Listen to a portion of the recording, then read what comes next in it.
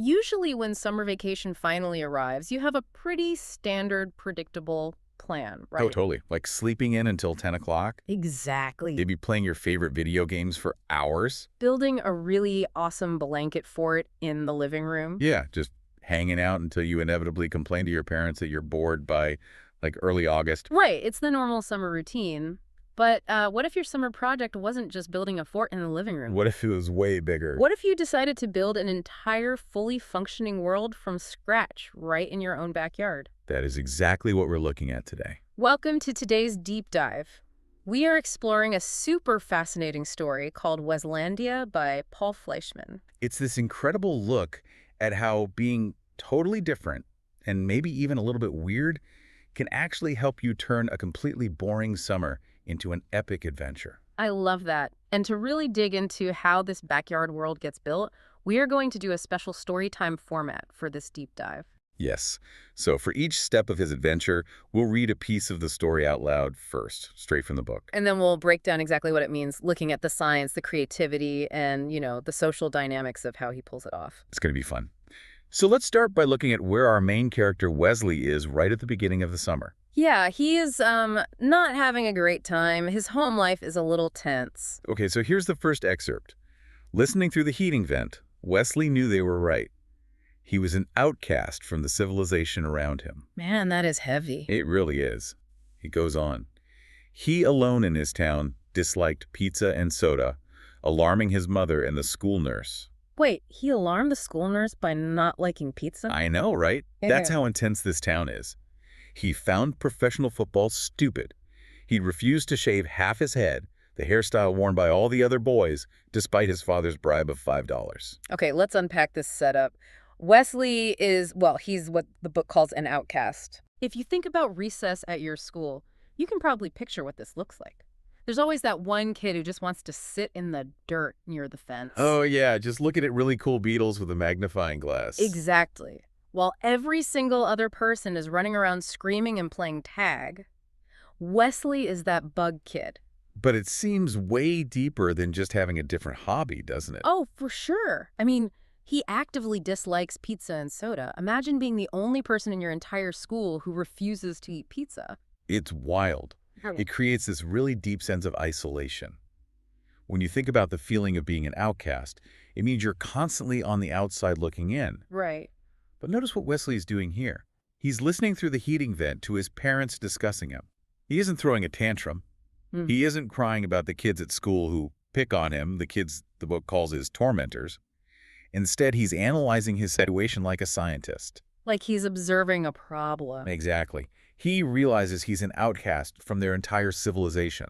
Which is such a big word to use for a suburban neighborhood. Civilization. It really is. I usually think of like ancient Egypt or Rome or the Aztecs when I hear that word.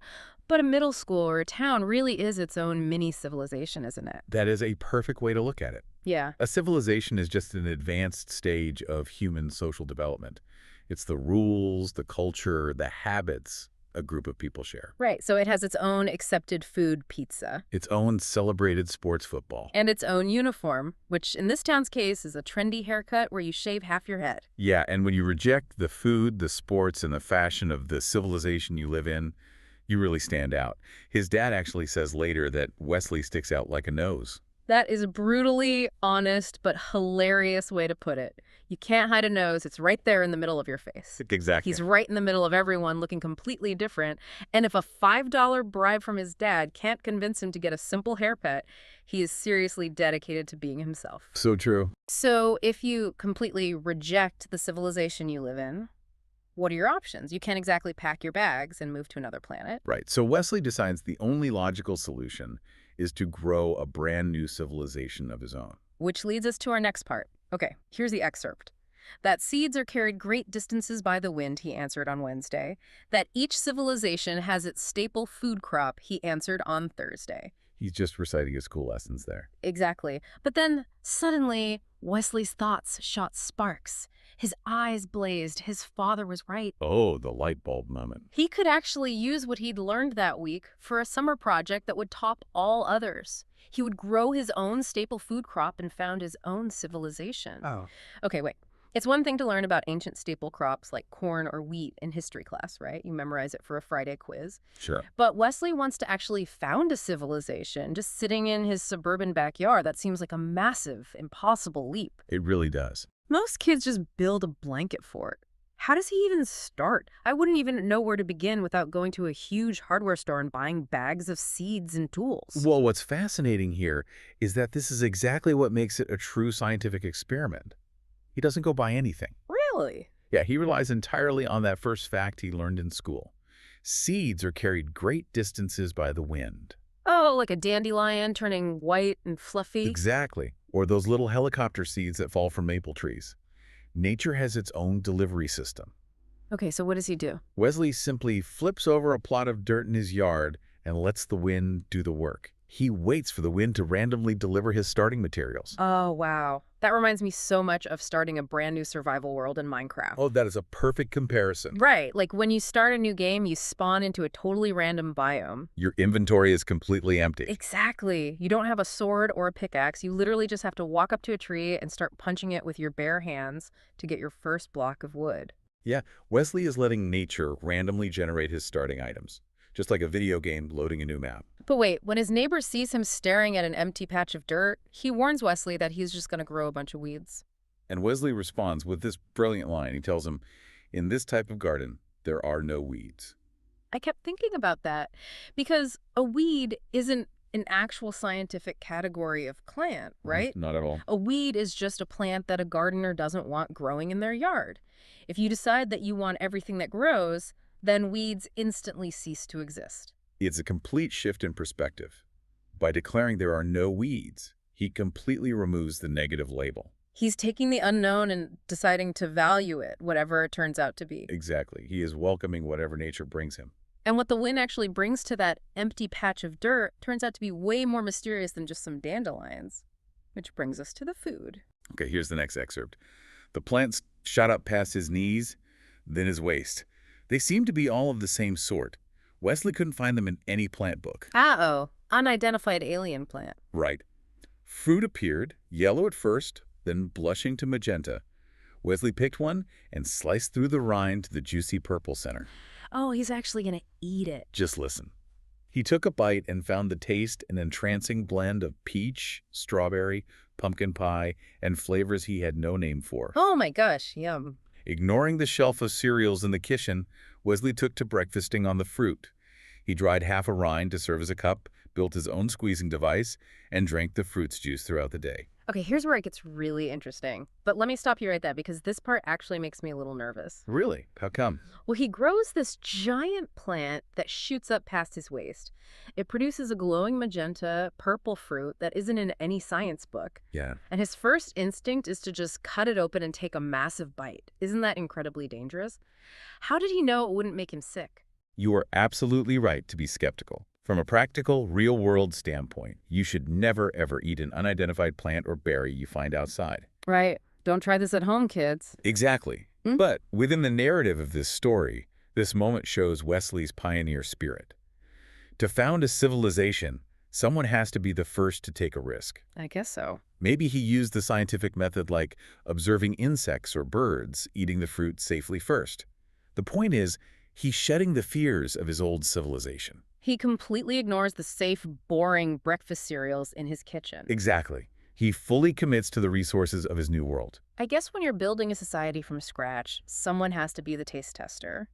And he totally lucks out. A blend of peach, strawberry, and pumpkin pie. Sounds incredible. It sounds like the greatest flavor ever invented. It reminds me of being in the kitchen and inventing a really weird new snack combination. Oh, like what?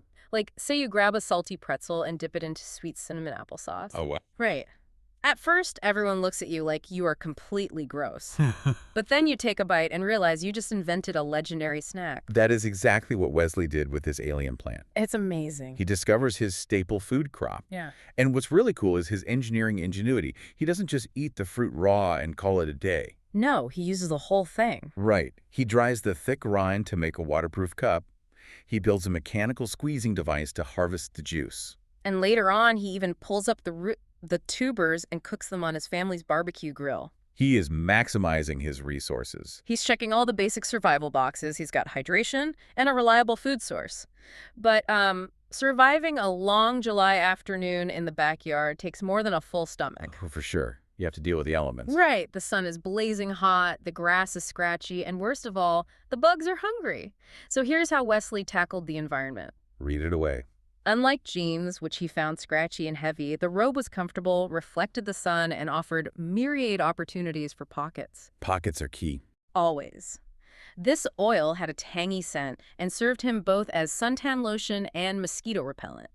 He rubbed it on his face each morning and sold small amounts to his former tormentors at the price of $10 per bottle. Oh, man. I love this part. I completely agree with Wesley's stance on jeans, by the way. Hmm. Wearing heavy, scratchy denim in the middle of a humid summer day is miserable. It's the worst. But stripping plant bark and weaving an entire robe out of it, that is next-level DIY crafting. It really is. And my absolute favorite detail is that his homemade robe offered myriad opportunities for pockets. He essentially invented superclothes. Because who doesn't want endless pockets to hold all their tools and gadgets? Exactly. See, if we connect this to the bigger picture, he is addressing his own specific needs because the outside world's clothing didn't work for him. Right. Jeans are designed to be durable for everyday wear, but they aren't designed for working in a hot tropical-style garden, so he engineers the solution. But wait, the much more crucial development here is the oil he creates from the seeds. It's suntan lotion and bug spray. Yes. Which brings us to the craziest part. He sells it to his bullies. His former tormentors. And he charges them $10 a bottle. $10 is a huge amount of money for a kid's allowance. It really is. How on earth did he convince the kids who used to relentlessly tease him to happily hand over their cash? This is a beautiful lesson in basic economics and how power dynamics work, specifically supply and demand. Okay, break that down for us. So whoever holds the most valuable resource holds the power. Before the summer started, the currency of their school civilization was like being good at football or having that shaved haircut. Right, and Wesley had zero of that currency. Exactly. So he was at the absolute bottom of the social ladder. They tormented him because he had no social power. But in the middle of July, standing in a sweltering backyard, nobody cared how cool your haircut is. Precisely. Suddenly, the most valuable thing in the entire world is not getting eaten alive by mosquitoes. Oh, that makes so much sense. The bullies are standing there, sweating, itchy, and miserable.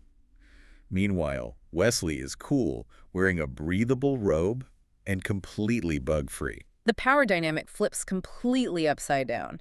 He has a total monopoly on the one thing they desperately need, so they pay the $10. Yep. That is so incredibly satisfying. It's kind of like, imagine if you brought homemade slime to school. Oh, yeah. Kids might laugh at first. Right, they make fun of your weird gooey stuff you made in the kitchen, but the second you take it out, they realize it's the coolest, stretchiest slime in the whole school. They completely stop laughing. Exactly. Suddenly, everyone wants to trade you their allowance money just to play with it for 5 minutes. Wesley took his weird backyard experiment and made his bullies literally pay for it. And through that transaction, they aren't his tormentors anymore. They are his customers. Wow. But to make this a true, complete world, a real civilization, Wesley has to move beyond just survival and economics. Right. He has to change the very way he thinks, measures his life, and communicates. Let's hear the next excerpt. Wesley admitted that he no longer wore it. He told time by the stalk that he used as a sundial and had divided the day into 8 segments, the number of petals in the plant's flowers. Wow. 8 segments. In like manner, he'd named his new fabrics, games, and foods until he'd created an entire language. Mixing the plant's oil with soot, Wesley made a passable ink. So cool. As the finale to his summer project, he used the ink and his own 80-letter alphabet to record the history of his civilization's founding. Okay, stop right there. So what does this all mean? An 80-letter alphabet sounds completely overwhelming to me. That's a lot of letters. I mean, the 26 letters we use in English seem to do a pretty good job. If you're inventing your own civilization, why make it so much harder by creating 80 different letters? Well, it might seem harder to us, but think about the world he's living in now. Okay. It is a highly detailed, sensory environment filled with brand new textures, new tastes, and new sounds. Our 26 letters were developed over centuries for our civilization. Oh, I see.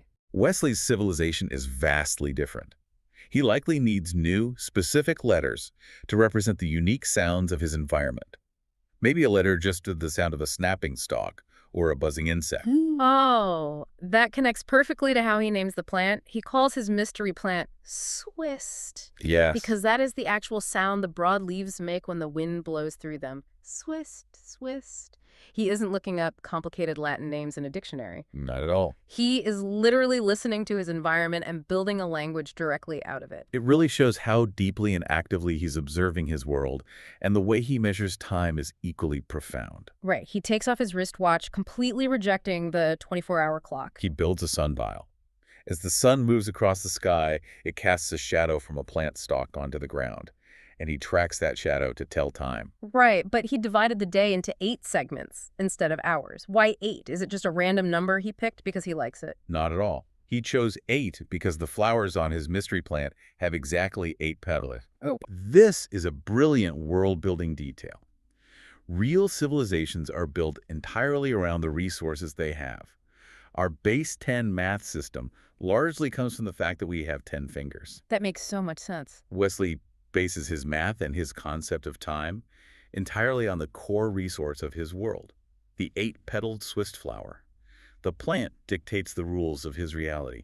That is amazing. And he doesn't stop with time and language. He invents sports, too. Oh, the games are great. He makes up these multiplayer games where you have to balance on tall stilts made from the plant stalks with super complex scoring systems for his new friends. He is creating culture, games, language, timekeeping, history. He even uses soot and oil to make his own ink to write it all down. He has built a fully functioning, thriving micro-society. It's like the ultimate playground game brought to life. You know when you and your friends make up a game at recess? Oh yeah, where the jungle gym is based, the wood chips are hot lava. Exactly, and you get 50 bonus points if you can cross the monkey bars backwards. Only you and your friends know the rules, and that makes it feel like magic. Because that world belongs only to you. Wesley took that playground game feeling and built it out of the literal earth. But even the most epic summer projects eventually run into the first week of September. Back to reality. School has to start again. So let's see what happens when Wesley has to leave Weslandia and go back to the real world. Here is the final excerpt. Ready? In September, Wesley returned to school. He had no shortage of friends. He had no shortage of friends. It is such a short, simple sentence to end on. But it says so much. Considering where we started with Wesley hiding and listening through a heating vent because he was so miserable, it is a massive transformation. It is the ultimate payoff for his hard work. At the start of the summer, his parents were deeply worried about him. His peers actively tormented him. Yeah. But by September, the social dynamic is completely shifted, and the most crucial takeaway for you, the listener, is how that shift happened. Right. Wesley didn't suddenly start pretending to like professional football. Nope, he didn't start eating pizza just to sit at the cool table. He didn't shave half his head to match everyone else. He didn't change himself to fit in at all. If anything, he became even more weird and even more himself. Precisely. He leaned heavily into his differences. The big lesson here is that you don't have to change who you are to fit in. I love that. When you proudly build your own world and fully embrace the things that make you unique, you stop being an outcast. People are naturally drawn to genuine passion and creativity. His tormentors became his customers and eventually his participants. They wanted to learn his 80-letter alphabet. They wanted to play his complex games. They wanted to be in his world. Because your unique ideas, the things that make you stick out like a nose, are actually your superpowers. Wesley turned a miserable, lonely summer into a legendary adventure just by following his own curiosity. Your weirdness is your greatest asset. It's the exact tool you need to create something that nobody else in the world has ever seen before. So true. So to wrap up, I want to leave you with a fun question to think about. Close your eyes for a second. Well, unless you're walking to school or riding a bike right now, please keep your eyes open for that. Fair point. But just imagine you go into your backyard tomorrow.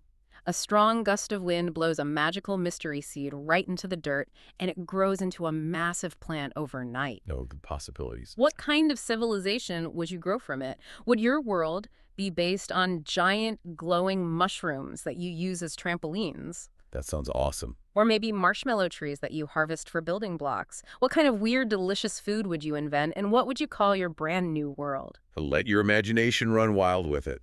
And remember, in your garden, there are no weeds. Beautifully said. Thank you so much for joining us on this deep dive into Westlandia. Keep asking big questions, keep embracing the things that make you unique, and most importantly, keep using your amazing imagination to build your own worlds. See you next time.